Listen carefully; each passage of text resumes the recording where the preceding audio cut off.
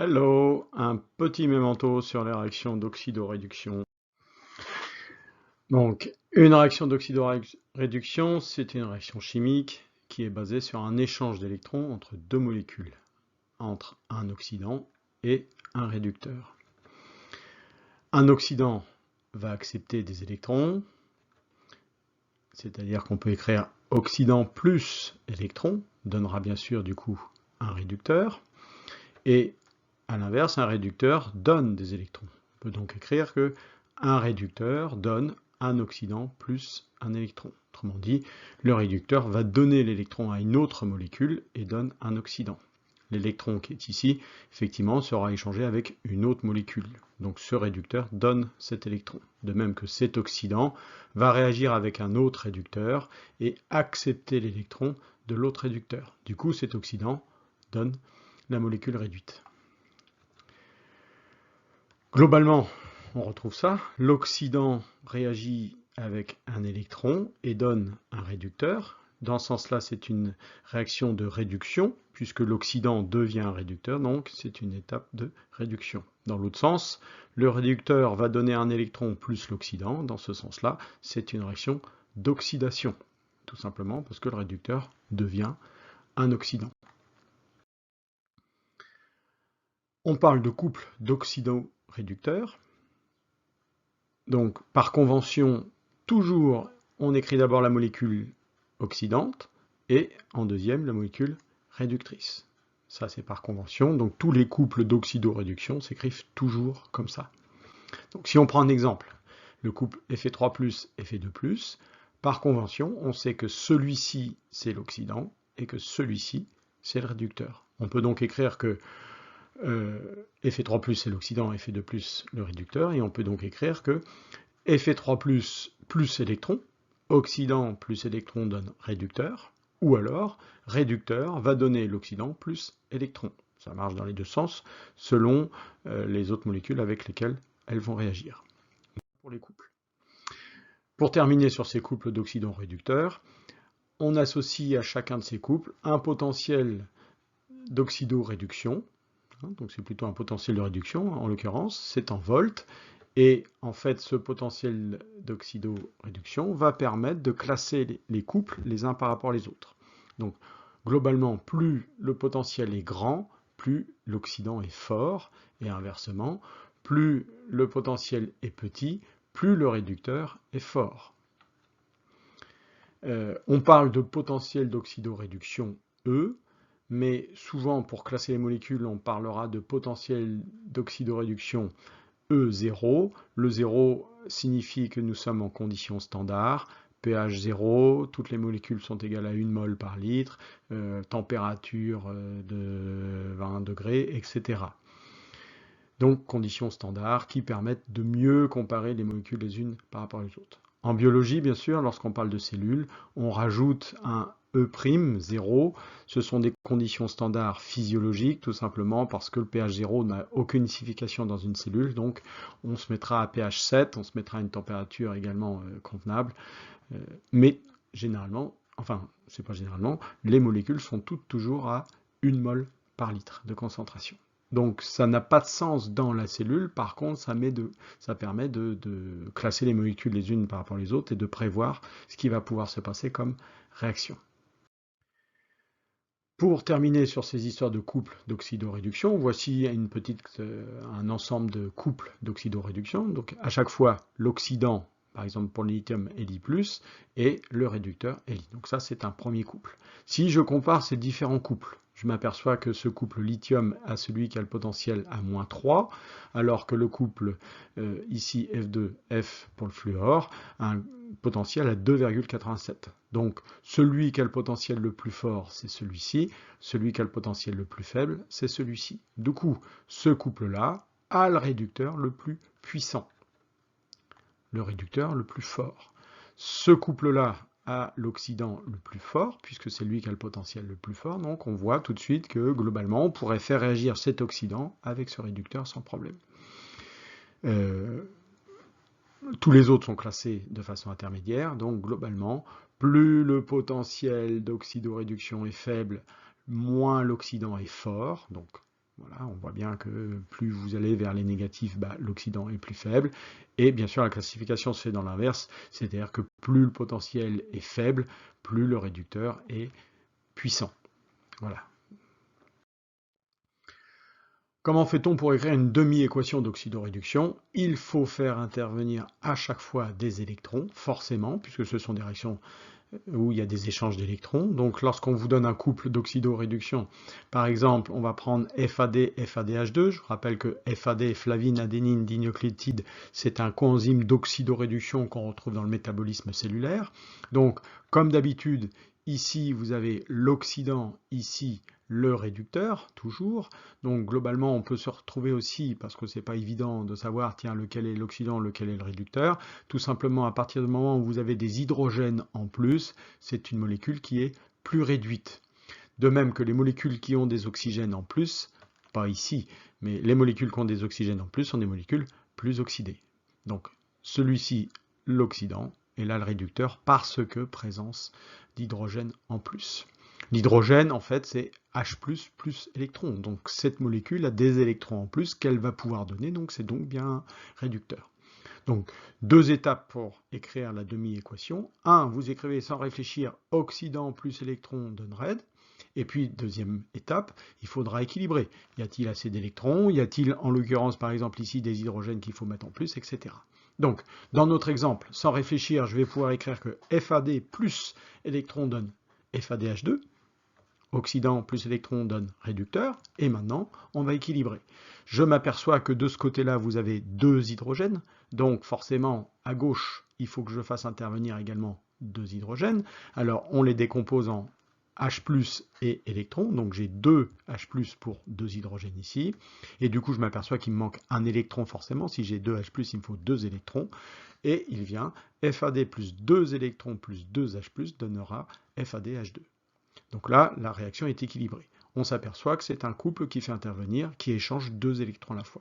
Donc si je faisais intervenir une autre molécule, le FAD accepterait deux électrons d'un réducteur d'un autre couple pour donner le FADH2 plus l'autre molécule qui deviendrait, pour le coup, oxydée. On a oxydant, donne réducteur. On rappelle donc, chaque fois que vous voyez un hydrogène sur une des molécules, ça arrive souvent dans les molécules carbonées, eh bien vous savez que cet hydrogène correspond à H+, plus électron, donc présence d'un électron sur cette molécule en plus de l'autre. Maintenant, pour écrire une réaction d'oxydoréduction, il me faut intervenir deux couples d'oxydoréducteurs, forcément, et évidemment, un oxydant d'un couple réagira avec le réducteur de l'autre couple. Forcément, un oxydant réagit avec un réducteur. Un oxydant ne réagit pas avec un oxydant, ni un réducteur avec un réducteur. C'est forcément oxydant avec un réducteur. L'oxydant d'un couple avec le réducteur de l'autre couple. Lui va donner des électrons à lui. Les étapes sont simples. On écrit les deux demi-équations, comme vu précédemment. Deuxièmement, on les équilibre, si besoin, et on vérifiera qu'il y a le même nombre d'électrons échangés dans les deux demi-équations. Si par exemple il y a une molécule qui n'échange qu'un et l'autre deux, il faudra multiplier par 2 la première molécule. Faire intervenir deux molécules du premier couple. 3. Comment vais-je choisir lequel va être l'oxydant et lequel va être le réducteur? C'est ce qu'on appelle la règle du gamma, mais deux sous-étapes. 1. Vous rangez les deux couples dans l'ordre des potentiels. Autrement dit, celui qui a le E le plus fort sera l'oxydant et vous le mettez au-dessus. Donc le couple qui a le E le plus fort, vous le mettez au-dessus. Le couple qui a le potentiel le plus faible, vous le mettez en dessous. On peut regarder comme ceci. Donc soit deux couples, 1 et 2. Le couple 1 a un potentiel plus grand que le couple 2. J'ai écrit donc le couple 1 au-dessus, le couple 2 en dessous. Et je sais que l'oxydant du couple 1 réagira avec le réducteur du couple 2. Autrement dit, il vient oxyde 1 plus réducteur 2 donne, et bien le reste forcément, c'est-à-dire l'oxydant 2 et le réducteur 2. Autrement dit, c'est l'oxydant du couple le plus fort qui réagit avec le réducteur du couple le plus faible. Voilà. Un petit exemple. Imaginons que j'ai le couple NAD-NADH de potentiel de moins 0,32 volts. Deuxième exemple, deuxième couple, pyruvate, lactate, un potentiel de moins 0,19 volts. Donc, première étape, j'écris les demi-équations, je les équilibre si besoin. Donc, on s'aperçoit, rappelez-vous, 2 hydrogènes de ce côté-là, donc ça sous-entend 2 électrons. Le lactate également a 2 hydrogènes en plus du pyruvate. Donc le lactate est bien le réducteur par rapport au pyruvate. Lui est bien le réducteur par rapport au NAD, puisqu'à chaque fois ils ont 2 hydrogènes, donc 2 électrons en plus. Pour voir ça, alors ici on vous donne le couple, donc vous savez tout de suite, lui, pyruvate c'est l'oxydant, lui c'est le réducteur. Si on vous donnait les deux formules, il suffit de comparer les deux formules, voir que celui-ci possède 2 hydrogènes en plus, donc que c'est lui forcément le réducteur. Du coup, les deux demi-équations sont NAD+, plus 2 électrons, 2H+, donne NADHH+, je vérifie, c'est bien équilibré.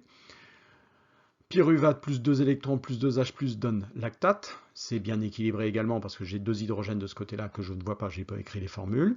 Je m'aperçois maintenant, équilibre entre les deux demi-équations, qu'à chaque fois j'ai 2 électrons d'échangés. Donc globalement, un NAD peut réagir avec un lactate ou alors un pyruvate avec un NADH. Je rappelle, un oxydant réagit avec le réducteur. Donc cet oxydant peut réagir avec ce réducteur-là ou alors cet oxydant-là peut réagir avec ce réducteur-là, puisqu'on a toujours écrit oxydant plus électron donne réducteur.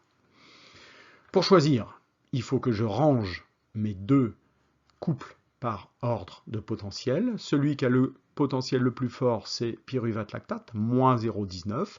Moins 0,19 est plus grand que moins 0,32, attention aux chiffres, au signe négatif, donc moins 0,19 c'est plus grand. Donc je mets celui-ci au-dessus, je mets celui-ci en dessous, et maintenant je sais que le pyruvate va réagir avec là. L'oxydant qui est là réagit avec le réducteur qui est là. L'oxydant va réagir avec le réducteur. Et, évidemment, ça va donner les deux autres molécules. Lui va donner lui, et lui va donner lui. Autrement dit, on a NAD+, enfin ça va donner NAD+, plus lactate. Autrement dit, NAD+, et lactate. Si j'écris la réaction finale, j'ai ça. Oxydant plus réducteur donne oxydant plus réducteur. Forcément, obligatoirement. Les électrons n'interviennent plus là, puisque si vous équilibrez, vous avez 2 électrons qui ont été donnés au NADH, donc, 2 électrons qui ont été pris au NADH, le NADH donne 2 électrons au pyruvate, et vous donnez NAD plus lactate, donc avec 2 électrons de l'autre côté, c'est donc équilibré. Il y a 2 électrons qui sont cachés là, et il y a 2 électrons qui sont cachés là. Lui a pris les électrons, les deux de celui-ci, pour donner ça plus ça. Les 2 électrons se retrouvent là, en fait. Donc, globalement, les 2 électrons ont été donnés par le NADH au pyruvate, et ça donne le lactate. J'ai respecté, couple le plus fort en haut, l'oxydant réagit avec le réducteur. Pour terminer, juste sur équation et variation d'enthalpie libre, il y a une relation entre l'enthalpie libre, la variation d'enthalpie libre d'une réaction et le couple d'oxydoréduction. La formule c'est ΔG égale moins NF delta E. Le delta E, ici prime 0, nous sommes dans des conditions standards physiologiques, c'est la différence de potentiel entre le couple oxydant et le couple réducteur. Autrement dit, celui qui a le potentiel le plus fort moins celui qui a le potentiel le plus faible. N, c'est le nombre d'électrons échangés, et F, constante de Faraday, 96 500 coulombs, qui serait bien sûr donné. Un petit exemple rapide, je reprends ce que j'ai fait tout à l'heure, c'est-à-dire NAD, moins 0,32, pyruvate, moins 0,19, d'accord, le couple. Donc le couple qui a le potentiel le plus fort, c'est lui, donc lui c'est l'oxydant, je vais donc faire oxydant moins réducteur. Le delta E était moins 0,19 moins 0,32, soit donc 0,13 volts. Il n'y a plus qu'à appliquer la formule. Delta G0 égale moins 2, j'ai 2 électrons d'échangés, 96 500 c'est la constante, multiplié par 0,13, delta E, égale moins 25 000, c'est-à-dire moins 25 kJ par mol, puisque c'est 25 000 joules, donc du coup 25 kJ par mol. On s'aperçoit que c'est moins 25, le delta G0 est négatif, donc c'est une réaction exergonique, c'est-à-dire une réaction qui est possible. Autrement dit, si vous respectez la loi du gamma, vous obtenez une réaction qui est possible. Alors, attention, dans la cellule, quelquefois, Là, nous sommes en condition standard, c'est-à-dire toutes les molécules ont 1 mol par litre. Évidemment, dans la cellule, ça n'existe jamais, quasiment. Donc, quelquefois, dans la cellule, la réaction peut se faire spontanément dans l'autre sens. Merci.